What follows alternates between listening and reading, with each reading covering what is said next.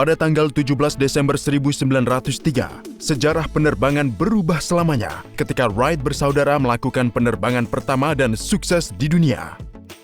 Mungkin Anda pikir desain pesawat mereka sangat sederhana. Baling-baling menggerakkan pesawat ke depan, sayap menghasilkan gaya angkat dan pesawat tetap berada di udara. Tetapi ketika Anda memperhatikannya dengan cermat, Anda akan kagum dengan berbagai teknologi cerdik yang diciptakan oleh anak putus sekolah 100 tahun lalu ini. Desain mereka begitu lengkap, sehingga bahkan pesawat modern saat ini pun menggunakan prinsip penerbangan yang sama. Pertama, untuk membuat pesawat terbang, Anda harus terlebih dahulu mengatasi tarikan gravitasi. Atau dengan kata lain, Anda harus menghasilkan gaya angkat. Wright bersaudara meminjam ide untuk menghasilkan gaya angkat dari pengalaman mereka sebelumnya tentang glider. Mereka tahu bahwa ketika udara mengalir di atas permukaan melengkung, maka akan menghasilkan gaya angkat. Semakin tinggi kecepatan, semakin besar gaya angkatnya.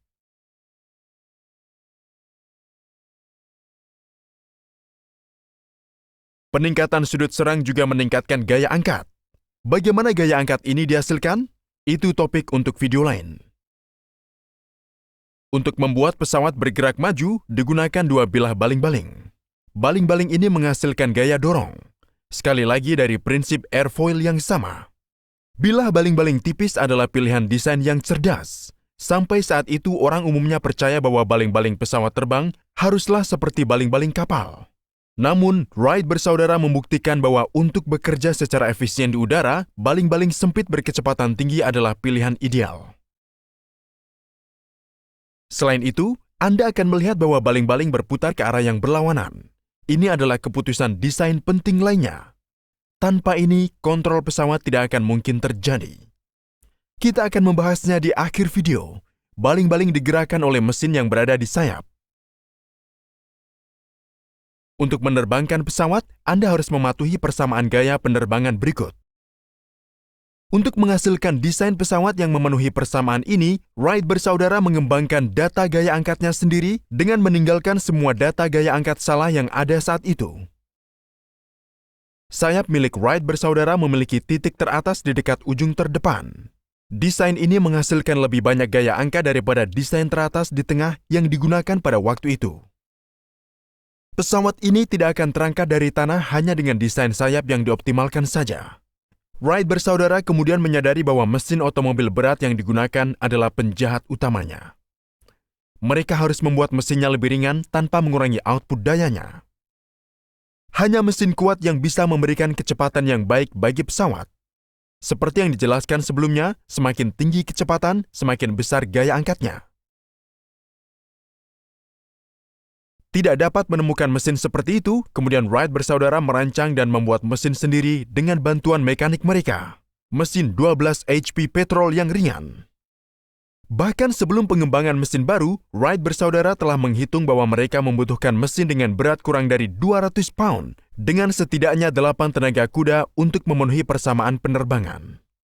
Untuk mengurangi beratnya, mereka bahkan membuat crankcase dengan bahan aluminium yang pertama pada waktu itu.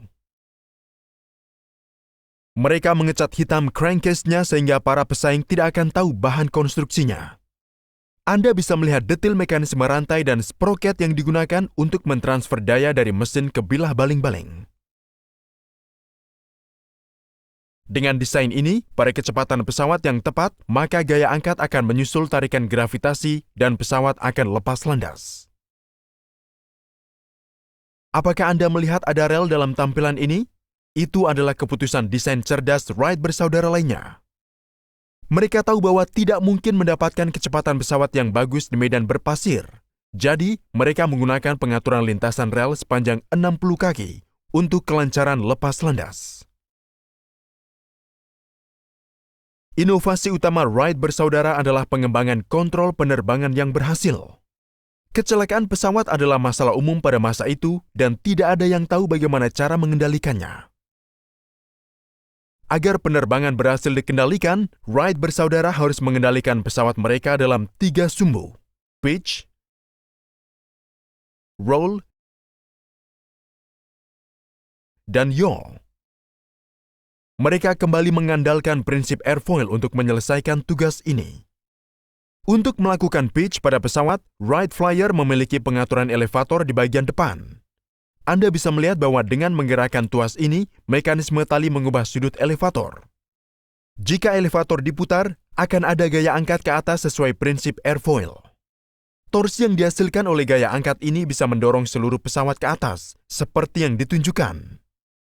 Untuk mendorong hidung pesawat ke bawah, mereka hanya perlu melakukan hal yang sebaliknya. Di pesawat modern, elevator dipasang di bagian belakang. Untuk melakukan roll pesawat, Wilbur Wright punya ide bagus, sayap melengkung. Jelas bahwa dengan melengkungkan sayap, satu ujung sudut serangan akan positif dan ujung lainnya akan negatif. Ini jelas akan membuat diferensial gaya angkat dan pesawat akan melakukan roll. Untuk memahami bagaimana Wright bersaudara bisa membuat sayapnya melengkung, mari kita lihat animasi ini. Pilot mengendalikan cradle menggunakan pinggulnya, yang juga akan mengontrol dua kabel terpisah yang terpasang. Gerakan kabel membuat sayap melengkung melalui mekanisme pintar. Ini adalah mekanisme yang brilian. Kita akan membutuhkan video khusus untuk memahami detailnya. Dalam pesawat modern, aileron digunakan untuk menghasilkan diferensial gaya angkat. Namun, ketika Wright bersaudara pertama kali mencoba melakukan roll pesawat menggunakan sayap melengkung, hasilnya adalah bencana. Mereka memperhatikan bahwa seiring dengan putaran yang terjadi, pesawat mengambil belokan yang tidak diinginkan seperti yang ditunjukkan animasi. Mereka menyebutnya masalah pembalikan kemudi. Fenomena ini sekarang disebut dengan adverse yaw. Fisika di balik adverse yaw kini sudah dipahami dengan baik. Aliran udara di atas daerah sayap sudut tinggi menghasilkan hambatan tinggi.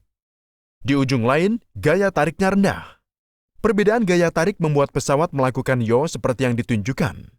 Wright bersaudara mengatasi masalah ini dengan bantuan pengaturan kemudi. Jika pesawat melakukan yaw dengan cara ini, mereka memutar kemudi seperti yang ditunjukkan sedemikian rupa sehingga torsi yang dihasilkan oleh kemudi akan benar-benar membatalkan torsi adverse yaw. Wright bersaudara di sini membuat langkah cerdas lain. Karena kemudi harus dioperasikan setiap kali sayap melengkung, mereka kemudian menghubungkan kontrol kemudi dan pelengkungan sayap menjadi satu. Kedua gerakan ini secara bersamaan dioperasikan dari kontrol pinggul. Dengan menggunakan kontrol-kontrol ini secara efektif, maka Wright bersaudara bisa memberikan stabilitas yang dibutuhkan pesawat, melakukan pitch pesawat untuk naik atau turun, dan membuat putaran yang mulus dengan membelokkan pesawat. Sekarang, kembali ke pertanyaan menarik yang diajukan di tengah video.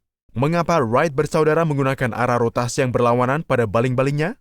Ini dilakukan untuk membatalkan efek giroskop dari roda yang berputar. Setiap objek yang berputar memiliki momentum sudut. Anggaplah Wright bersaudara mendesain pesawat dengan baling-baling yang berputar ke arah yang sama. Sekarang pilot memutuskan untuk melakukan pitch pesawat dengan menurunkan elevator.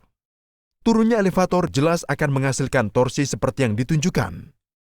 Namun, pesawat tidak akan melakukan pitch ke atas seperti yang diharapkan karena momentum sudut baling-baling. Sebagai gantinya, pesawat akan membelok ke arah yang tidak terduga seperti yang ditunjukkan. Fenomena yang tak terduga dikenal sebagai presisi giroskopik. Presisi giroskopik sangat sesuai dengan hukum gerak kedua Newton. Terlihat bahwa arah perubahan dalam momentum sudut sama dengan torsi yang diterapkan.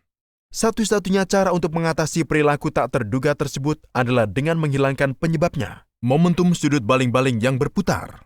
Itulah tepatnya yang dilakukan Wright bersaudara dengan dua baling-baling yang berputar ke arah yang berlawanan.